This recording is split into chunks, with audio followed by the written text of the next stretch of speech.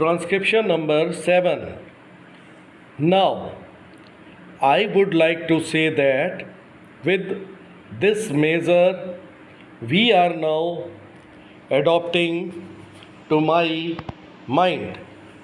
It will not be possible to have this system or any other system functioning effectively. The number of clauses that we have included are so restrictive and rigid that it will not be possible for any system to function in this country. If at all it is able to function, it will be able to function with a lot of difficulties. It will be said afterwards that the industrial sector, particularly the private sector, has not been able to deliver the goods.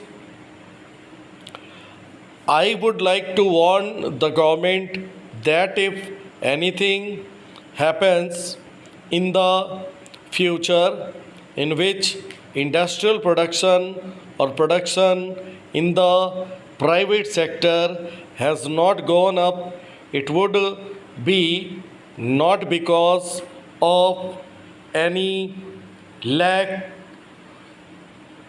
of efforts on the part of the private sector, but because of the measure that we are now adopting.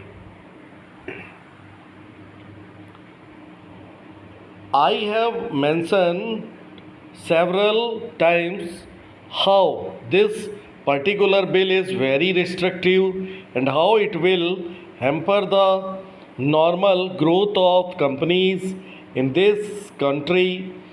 It is a pity that when we are on the threshold of the 10th 5 year plan, such a measure should be passed in this house. I would now like to make a few observations about the speeches of some of the honorable members.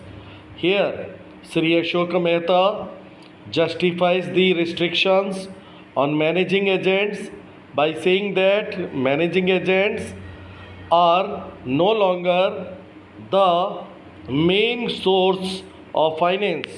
He also argues that profits have been high and will continue to remain high, and therefore he would like to see the managing agents being paid on a sliding scale. He is in the habit of referring to a number of books and making quotations from a number of them published in America or in other countries, and particularly by some of the professors. I would also like to mention to him that even when companies are floated, it requires a certain amount of confidence amongst the investing public, and it is because a particular firm is managing a particular company that this confidence is created in the investing public.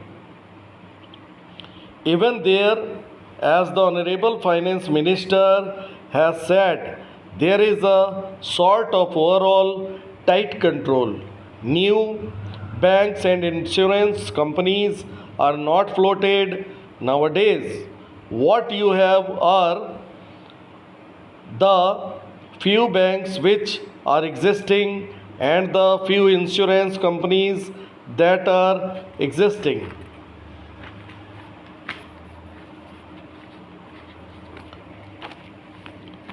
The Other point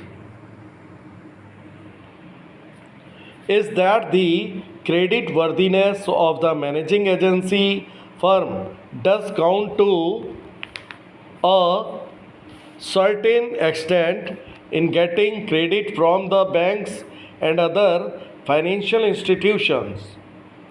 Yesterday it was mentioned by my honorable friend that the crux of the problem is the question of payment of remuneration to a particular managing agency system.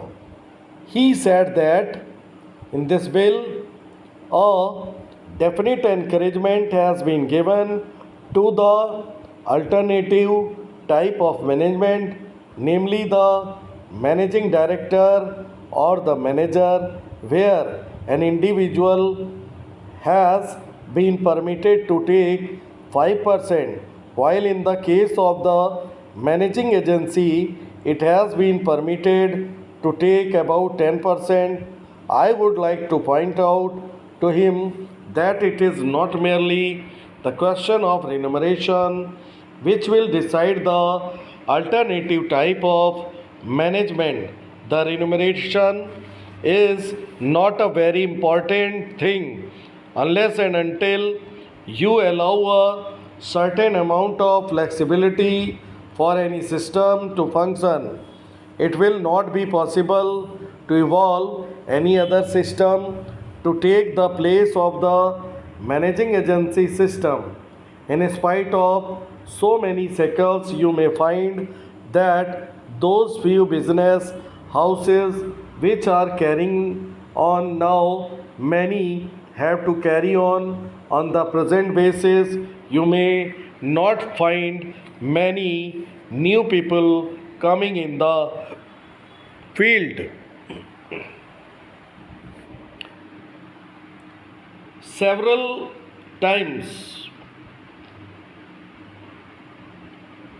it has been mentioned in the house why the business community has not prescribed for itself a code of conduct.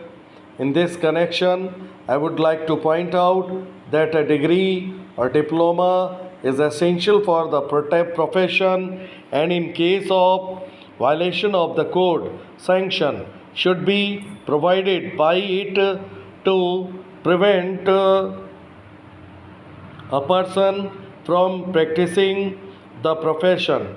Today, even Ashok Mehta and Sri Sisa can set up a grocery shop and become businessmen. Nobody lays down any condition for starting business, and nobody can prevent others from continuing it. But I would like to point out that with regard to the code of conduct, there is a certain amount of ethics and there are certain standards and traditions on which business houses function.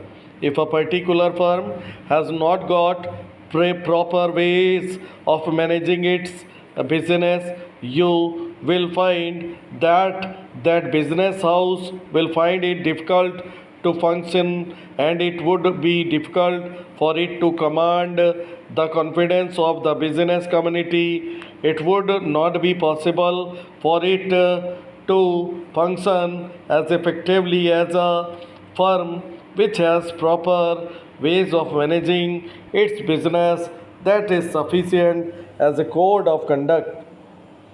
It is not possible to prescribe a certain code of conduct in the manner it has been done for the profession in general. Foolish